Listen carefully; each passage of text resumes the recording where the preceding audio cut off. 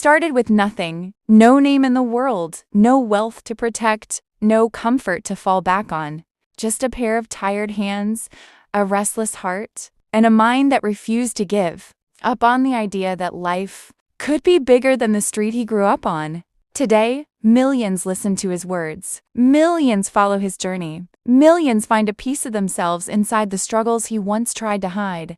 But before he became a voice of hope, he was simply a boy standing in the shadows, wondering if light was ever meant for people like him. His story begins in a place most people overlook. Small neighborhood, concrete walls, lives shaped more by survival than dreams. He remembers waking up every morning with the same question burning inside him. Why do some people rise while others stay stuck where they were born? At that time, he believed life had favorites, that success was a treasure map given only to a chosen few. But destiny was already whispering a different truth, one he wouldn't understand until years later. One winter night, when the electricity had gone out again and the cold pressed against the windows, he watched a man on a small, flickering screen talk about persistence. The man said, "If life closes every door on you, become the door." That line struck him like lightning, not because he understood it fully, but because it awakened something. He didn't know he had the sense that he did not have to wait for permission to start. That single sentence became the first brick in a foundation he would later build with sweat, sacrifice, and relentless courage. The first real turning point came the day he realized the world doesn't reward potential, it rewards effort. He had no money for courses, no mentor guiding him, no safety net. So he made the world his classroom. He studied people in silence. He observed how leaders spoke, how workers endured, how mothers carried entire families on their backs without complaining. He watched the patience of old men sipping tea on the roadside, understanding that storms don't last, but strong hearts do. He learned from everything, even from the disappointments that nearly broke him. That was the moment he discovered something schools rarely teach. The greatest teachers are often the struggles you never asked for. But life was not gentle with him. There were days he slept with an empty stomach, days he tried and failed so many times that quitting felt like the only sensible option. Days he walked alone because people couldn't see the vision burning inside him. Yet he kept going. Not because he was strong, but because failing forever scared him more than failing today. When friends told him to be realistic, he whispered to himself, "Realistic people rarely change the world." One afternoon, after another rejection, he sat near an old bridge, watching the water flow beneath it. That's when he finally understood something profound.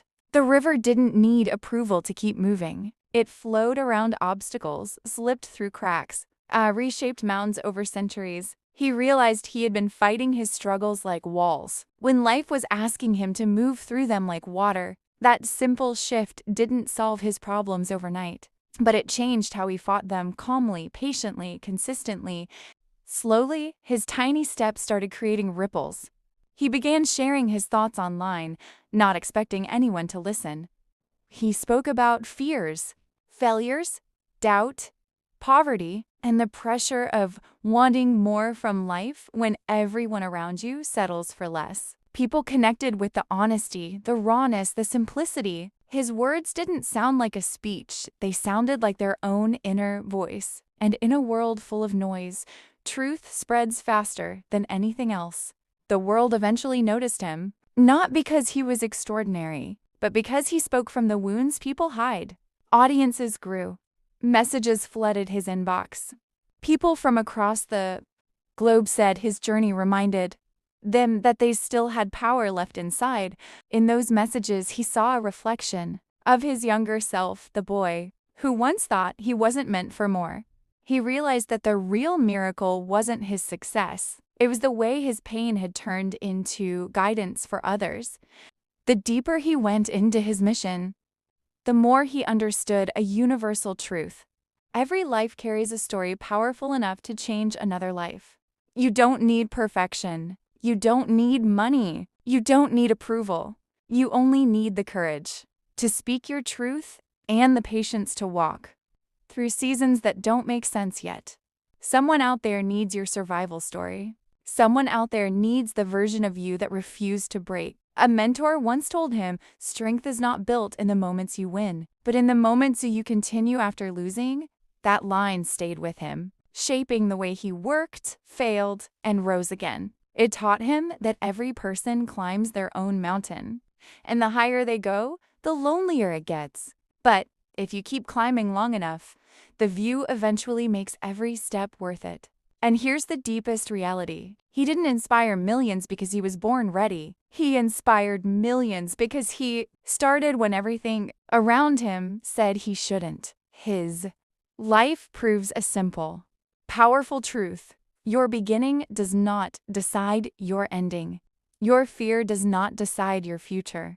Your past does not define the person you are still capable of becoming. He started with nothing, yes, but today he stands as living proof that nothing is just the starting point of everything. When courage takes the first step,